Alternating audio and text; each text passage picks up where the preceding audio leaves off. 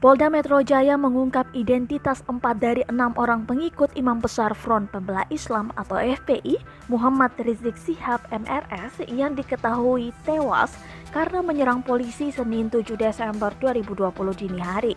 Kapolda Metro Jaya Irjen Pol Fadil Imran mengatakan 4 orang telah diketahui identitasnya, sementara 2 orang masih belum bisa diidentifikasi.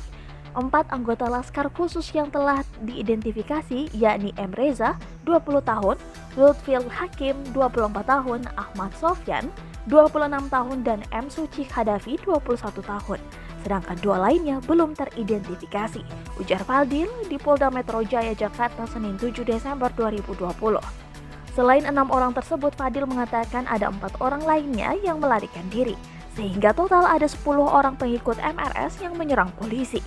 Terhadap kelompok MRS yang melakukan penyerangan kepada anggota dilakukan tindakan tegas dan meninggal dunia 6 orang, 4 orang lainnya melarikan diri, ujar Fadil di Polda Metro Jaya.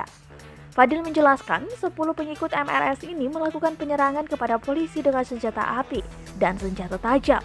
Fadil mengatakan penyerangan kepada anggota kepolisian itu terjadi di ruas tol Jakarta Cikampek, kilometer 50, Senin 7 Desember 2020 dini hari.